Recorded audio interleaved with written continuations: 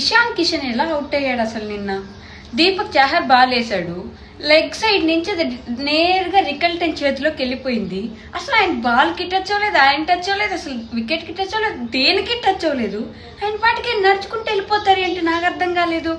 అప్పటికి ఎంపైర్ దాన్ని వైడ్ గా ఇచ్చి కూడా ఇషాన్ కిషన్ నడుచుకుంటూ వెళ్ళిపోతున్నాడు చూసి కాసేపటికి అర్థం కాక ఆయన కూడా అవుట్ అని చెప్తున్నాడు.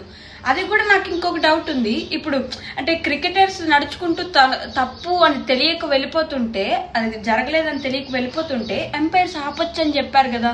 ఎంపైర్స్ డెసిషన్ అంటారు కదా, అంటే ఓన్లీ బౌండరీ వరకే ఉంటుందా ఆ రూల్ క్రికెట్లో అనేది నాకు ఇప్పుడు ఒక డౌట్ వచ్చింది. అంటే బౌండరీ దాటి వెళ్ళిపోతే ఆ రూల్ ఉండదా అని. అంటే మొన్నే ఎక్కడో విన్నాను నేను, అంపైర్ స్టేడియం క్రికెటర్ స్టేడియం బయట ఉన్నా సరే if it is umpires call పిలవచ్చు లోపలికి అని. సో నాకు నిన్నటి విషయంలో అర్థం కాలేదు, మరి ఇషాన్ కిషన్ బౌండరీ దాటి వెళ్ళిపోయాడని పిలవలేదా, లేకపోతే అసలు ఎందుకు పిలవలేదు, ఏం జరిగింది నిన్న మ్యాచ్లో? I want to know.